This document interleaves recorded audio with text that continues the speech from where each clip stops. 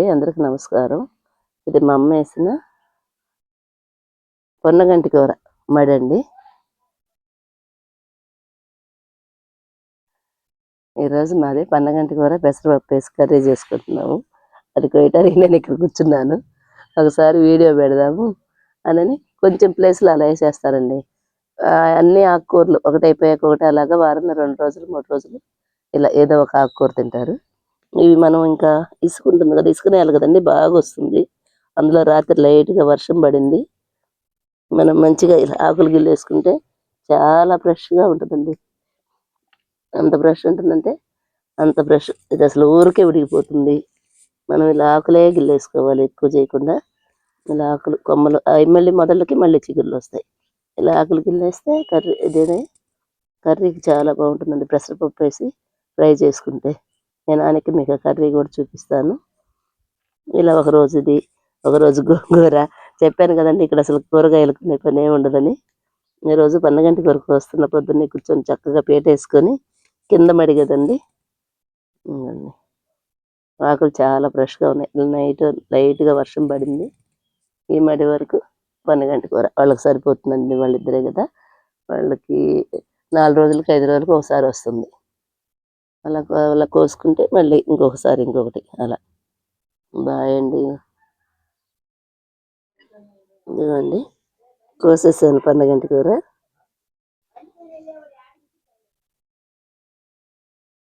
అసలు నిజంగా ఇలా ఆకుకూరలు కోసుకుంటాం ముడుల్లో, ఇవే వండుకుంటుంటే చాలా హ్యాపీనెస్గా ఉందండి.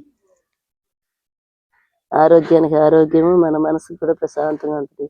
అమ్మోళ్ళకి ఇంటి ముందు ఉంది ఖాళీ స్థలము, పక్కన కూడా ఉందన్నమాట. పక్కన అరటి చెట్లు అవి వేస్తారు. ఇంటి ముందు ఆకుకూరలు, వంకాయ, మందార చెట్లు అవన్నీ ఉంటాయి. చక్కగా ఇదిగోండి పొన్నగంటి ఫ్రైకి ఆయిల్ వేసుకున్నాను. ఎక్కువ పట్టదండి, కొంచెం చాలు. కొన్ని ఆవాలు వేసాను, కొంచెం జీలకర్ర.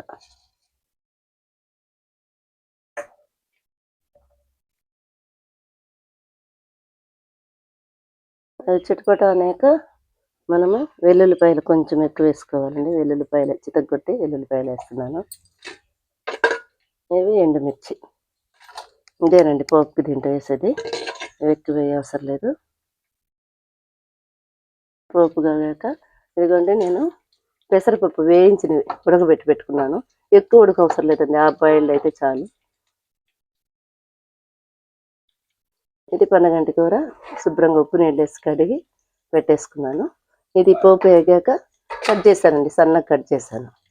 మొన్న మా ఫ్రెండ్ పార్కులు అడిగారు పొన్నగంటి కూర కూడా చేస్తారా అని, కానీ పెసరపప్పు వేసేస్తే చాలా బాగుంటుంది. ఇది కళ్ళకి అన్నిటికీ మంచిది అంటారండి. విటమిన్స్ కూడా బాగా వస్తాయి. మామూలుగా మనం బయట కాలువల దగ్గర తెచ్చుకుంటే కష్టం, కానీ ఇలా ఇంట్లో మడేసుకొని చేసుకుంటే మనం కుండీల్లో కూడా పెంచుకోండి వచ్చండి.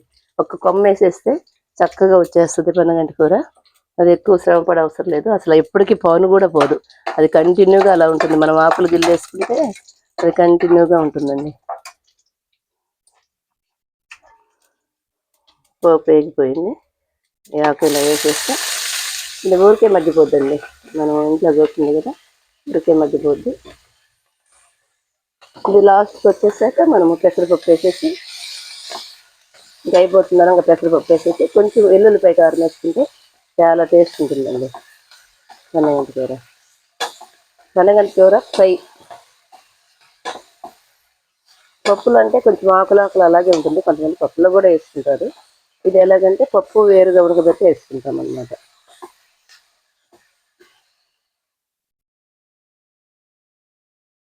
పసుపు ఉప్పు నేను ఆల్రెడీ పెసరపప్పులో కూడా ఉప్పు వేస్తానండి, కొంచెం వేసుకుంటే సరిపోతుంది ఉప్పు. ఉప్పు నీళ్ళలో కడిగాం కదా, ఎక్కువ అవసరం లేదు. ఉప్పు వేసేసానండి. అసలు నేను చెప్పాను కదండి, మనం ఇంట్లో కోసుకుంటే ఊరికే వాడిపోద్ది. ఎక్కువ అవసరం, ఎక్కువ ఆయిల్ అవసరం లేదు. మనం ఆకుకూర ఎక్కువ తినమంటున్నారు కదండి. దీన్ని కొంతమంది కడిగి ఇలా ఎండబెట్టేసుకొని పొడి వేసుకుంటారు. చపాతీలో వాటిల్లో కూడా అప్పుడు కొంచెం వేసుకుంటే బాగుంటుందండి. సన్నగా కట్ చేసి ఎండలో పెట్టుకొని వేడి నీళ్ళల్లో వేసి కూడా మనం అప్పుడప్పుడు చపాతీలో కలుపుకోవచ్చు. ఇలా కూర కూడా వండుకోవచ్చు. సీజన్లో బాగా కాసినప్పుడు, తెగులు లేనప్పుడు అంతా కోసి ఉప్పు నీళ్ళు వేసి ఒక్క పొంగులో అలా ఉడకబెట్టేసి ఆరబెట్టుకుంటారండి. ఎండిపోయినట్టు వస్తుంది.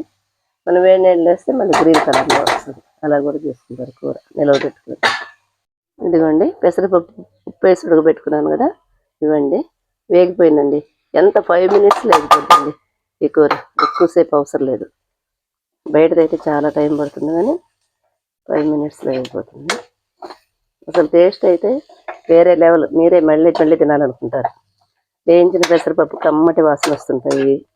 ఈ పన్నగంటి కూర ఊరికే మిరిగిపోద్ది, చాలా బాగుంటుంది. ఒక 2 మినిట్స్ వేగితే ఇలాగా మనం కారం వేసుకోవచ్చు. ఇదిగోండి కొబ్బరి, శనగపప్పు, జీలకర్ర, వెల్లుల్లిపాయ వేసి కారం అండి.